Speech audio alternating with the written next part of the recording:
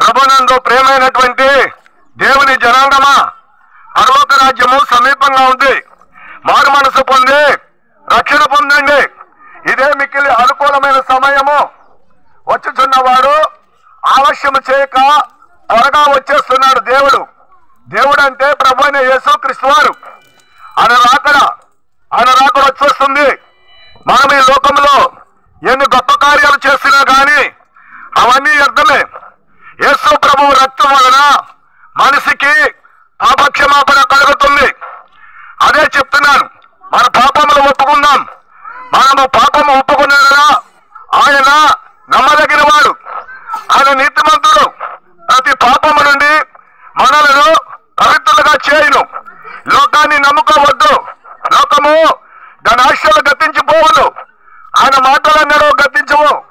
ప్రభువు మన కొరకు ప్రాణం పెట్టిన దేవుడు. ఆ ప్రభువు వస్తున్నాడు. అందరూ సిద్ధపాటు కలిగి మారు మనసు పొందండి, రక్షణ పొందండి. రక్షణ లేకుండా మనము చనిపోతే పాతాళ గుండము, అగ్నిగుండము, దానికి మన ఆత్మలు ఆహుతైపోతాయి. మనిషి బ్రతుకుతున్నది కేవలం శరీరము, ప్రాణము, ఆత్మ. ఈ శరీరము చనిపోతుంది. ఆత్మకు మరణం లేదు.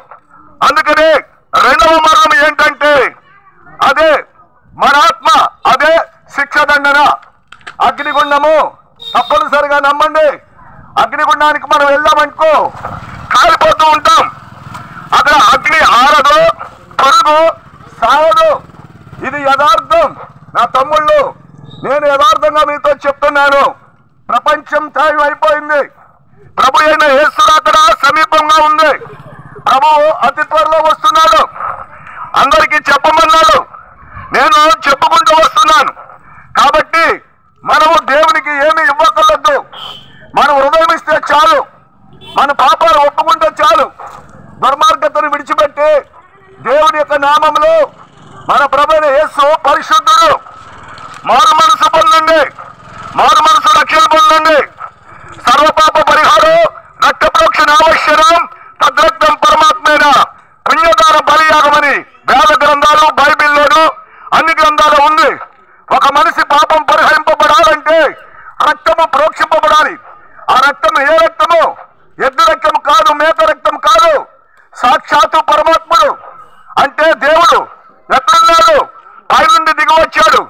ఆ ప్రభువే యేసే పరమాత్ముడు, యేసే ప్రాణేశ్వరుడు. ఆయనే బలిదానమయ్యాడు. ఆయన మరణాన్ని ఓడించాడు. ఆయన మన పాపముని పవిత్రులుగా చేయగలిగిన దేవుడు. పాపము నీళ్ల చెత్త కడిగితే పోయేది కాదు. దేవుని